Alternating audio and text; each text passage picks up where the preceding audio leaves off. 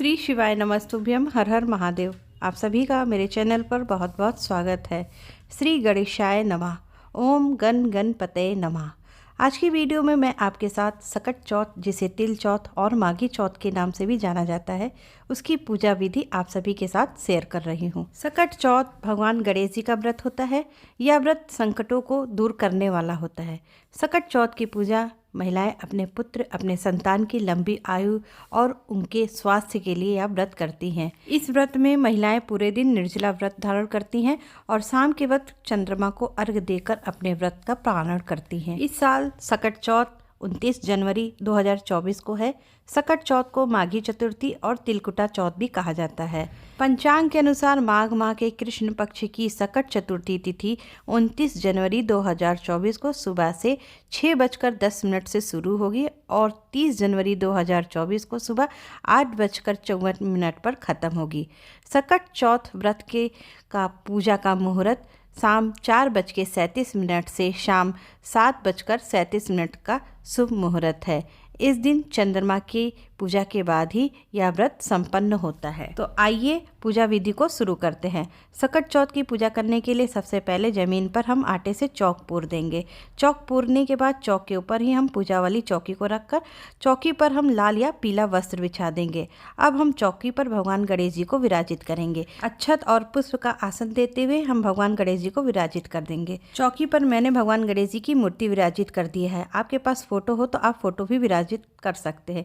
अब इसके बाद एक पान के पत्ते पर थोड़ा सा अक्षत पुष्प रखकर हम भगवान गणेश जी को विराजित करेंगे। यहाँ पर मैंने सुपारी के गणेश जी को लिया है और गोबर की गौरा जी को लिया है। सकट चौथ की पूजा में माता गौरा की भी पूजा अवश्य रूप से की जाती है।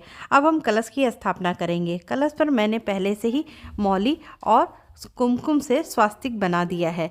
सकट चौथ की पूजा में कलश स्थापना करना आवश्यक नहीं होता है। आप कलश स्थापना के बिना भी सकट चौथ की पूजा कर सकते हैं, परंतु ये पूजा साल भर में एक बार की जाती है, इसलिए आप हो सके तो कलश की स्थापना अवश्य करें। कलश स्थापना के लिए यहाँ पर मैंने अक्षत से अष्टदल कमल बना लिया है। आप चाहे तो तिल या गेहूँ का प्रयोग कर सकते हैं अष्टदल कमल बनाने के लिए। अब हम कलश के अंदर सबसे पहले गंगा जल डालेंगे और इसके बाद हम शुद्ध जल डालेंगे। जल को कलश के कंठ तक भर देंगे। अब कलश के अंदर हल्दी की गांठ, सुपारी, सिक्का, लौंग, इलायची, अक्षत और थोड़ा सा तिल डाल देंगे। थोड़ा सा लाल चंदन और उसके बाद हम पुष्प को डाल देंगे। इसके बाद हम कलश के ऊपर आम या अशोक के पत्ते लगा देंगे।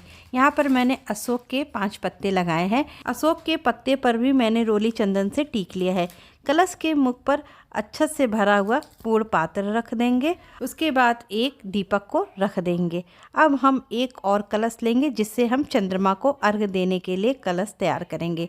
कलश में सबसे पहले शुद्ध जल भरेंगे, उसके बाद थोड़ी सी रोली डालेंगे, अक्षत डालेंगे, पीला चंदन डालेंगे, कच्चा दूध डालेंगे, तिल गुड़ डालेंगे, लाल और पीला पुष्प डाल देंगे। इस तरह से हमारा चंद्रमा को अर्घ्य देने के लिए कलश तैयार हो जाएगा।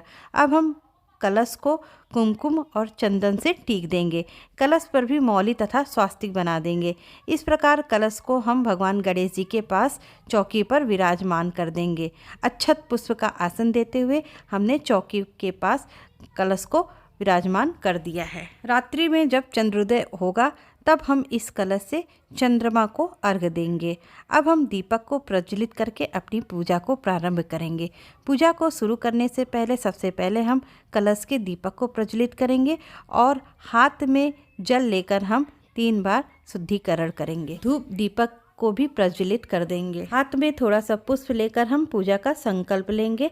अब सबसे पहले हम सभी को पुष्प की सहायता से सांकेतिक स्नान कराएंगे।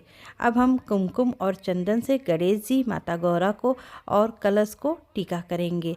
ओम गण गणपतये नमः का जाप करते हुए हम अपनी पूजा को प्रारंभ करेंगे। सकट चौथ यानी संकटों को दूर करने वाली गणेश चतुर्थी।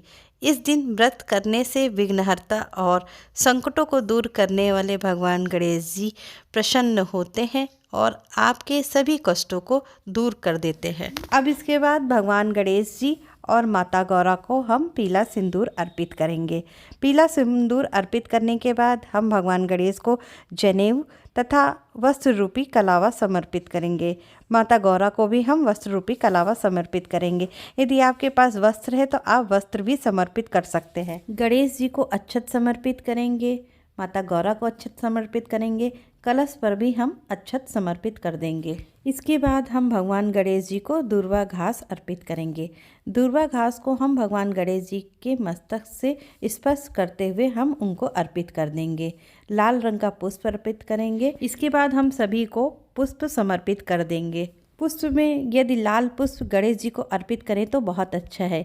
यदि आपको लाल पुष्प नहीं मिल पाता तो आप गेंदा या गुलाब का भी पुष्प अर्पित कर सकते हैं। अब हम भगवान गणेश जी को तिल और गुड़ से बने हुए लड्डू का भोग लगाएंगे।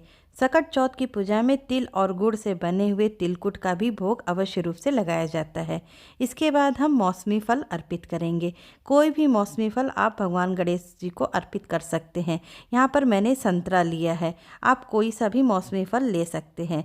साथ में 1 गिलास जल का भी भोग के साथ जरूर अर्पित करें। इसी के साथ लाल शकरकंद का भी भोग भगवान गणेश जी को समर्पित किया जाता है।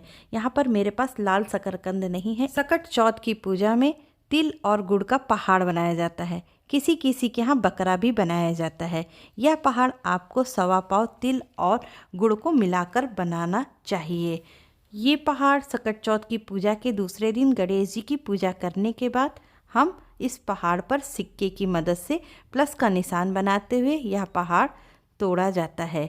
किसी किसी के यहाँ यह पहाड़ गन्ने की सहायता से भी तोड़ा जाता है। यदि आप तिलकुट से बकरा बनाते हैं तो उसकी गर्दन को सिक्के की सहायता से काटा जाता है।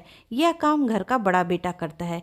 यदि घर का बड़ा बेटा किसी कारणवश बाहर है तो यह कार्य आप अपने पति से भी करवा सकती हैं। हमारे यहाँ तिल का पहाड़ बनाया जाता है। यहाँ पर मैंने केवल बकरा आपको बनाकर दिखाया हुआ है। ध्यान रहे कि तिलकुट के पहाड़ का आपको प्रसाद नहीं खाना चाहिए। इस प्रसाद को केवल बच्चे और पति ही खा सकते हैं। अब हम सकट चौथ की कथा को पढ़ेंगे। यह कथा पढ़ने के लिए सबसे पहले सकट चौथ की पुस्तक का भी हम पूजन कर लेंगे।